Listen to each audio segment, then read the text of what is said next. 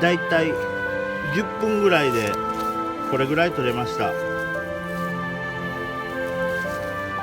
多分ね、台風があるので、台風で青い時に落ちた実も入ってるのでちょっと硬いのがありました。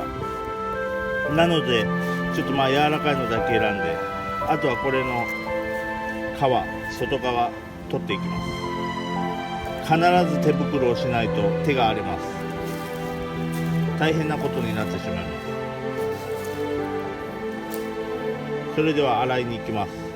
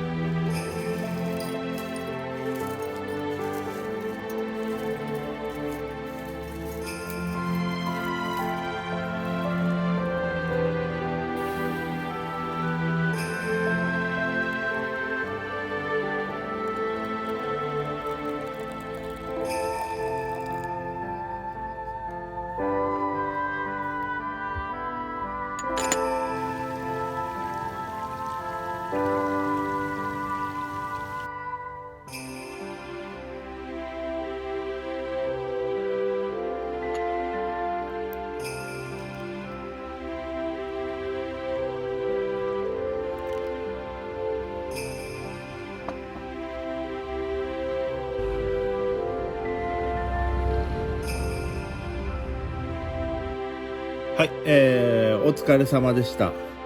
銀杏取れましたね。まあ今日取った量はちょっと少ないんですがね。まずあれだけ取って、まず食してみようと思います。でね、銀杏取るときはね、やっぱり絶対手袋してください。じゃないとね、もう手が荒れてしまうんでね。はい。そうしないと手がボロボロになってしまいます。近くに川があったんでね、そこで綺麗に洗ったら大丈夫なんですがね。ない人はやっぱ家のとこで洗ったらすごく匂いが残るんで、これやっぱ近所にも怒られるかもしれません。ここはね、田舎なんで近所がとりあえずいないんで大丈夫なんですけどね。よかったです。銀杏も無事取れました。とりあえず乾杯です。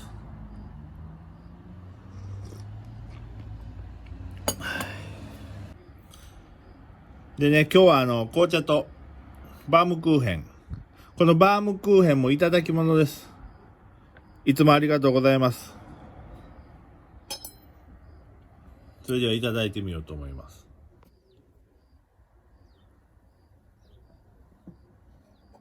しっとりですね。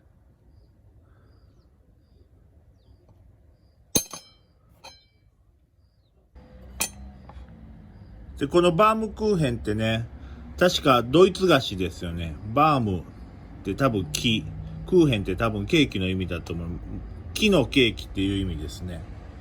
ドイツではこの森の妖精が、作ったケーキ、幸せをもたらすケーキという意味で、日本でも年輪、幸福を重ねていくっていう意味でいいケーキ、なんかお祝い事に使うときにこのケーキを使うそうですね。いただきます。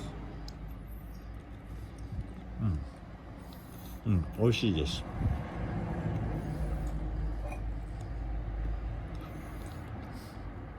シナモンがしっかり効いてますね。美味しい。で、銀杏はね、2、3日干してから、料理していこうと思います。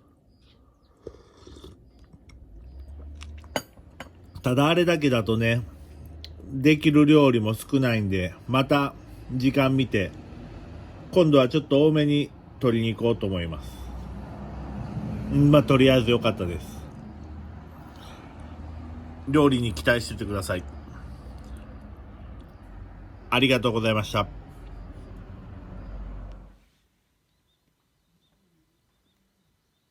はい、おはようございます。ということでね、次の日の朝です。銀杏。ちょっと乾いてますね。あと2、3日これ干していかないといけませんが、とても綺麗ですね。匂いもありません。これね、よくしっかり洗っとかないと、すごい匂いがします。なので洗うときはしっかりとですね。